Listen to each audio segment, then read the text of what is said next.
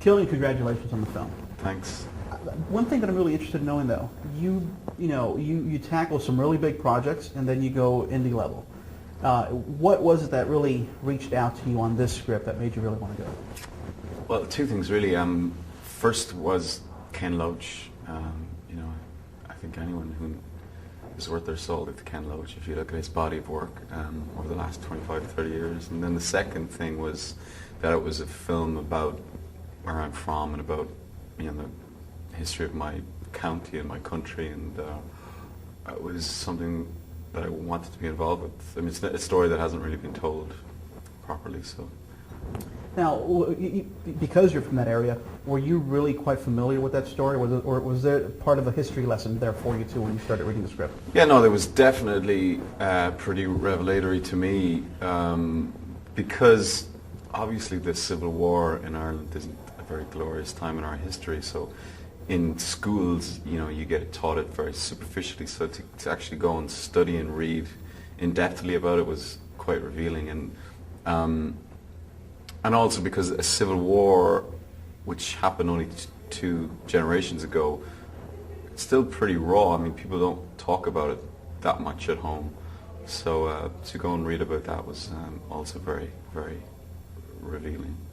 Looking back at your family's history, was there a lot of people in your family that were involved in the Civil War? Well, I don't think we were a very politicized family or very active in the struggle, but at the same time I did have a cousin who was killed by the Tans, who was in a flying column, and my grandfather was like randomly shot at by the Tans, and I think every family in Cork has some story, directly or indirectly, how they were affected by this struggle. Now, there's a movie like this. There's always a message that you want to put out to the audience. Is it a reminder? What's the message that you really want the audience to pick up from this film? Well, I think that's for the audience to decide. I think this film, obviously, it's a political film, it's a historical film, but it's also a very human story about two brothers and a community and what this struggle does to them. But if people want to see beyond that and see how that resonates now in the world today, I think they're free to do that. It's not meant to be prescriptive, but there are obvious resonances, I think. Now, I got to get a couple updates before we wrap up. Sunshine, that movie looks incredible. Hearing a lot of good things about it. Talk to us a little bit about your character and the whole premise of the film. Right. I play a physicist on a spaceship that's going to shoot a bomb into the sun because the sun is dying and therefore the planet is dying.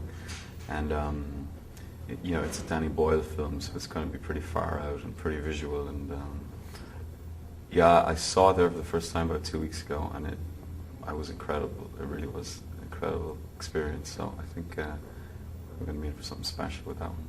So when Danny calls you up, you don't second guess it. You just take he calls you up, you'll do a film. Yeah, pretty much. Yeah. Awesome.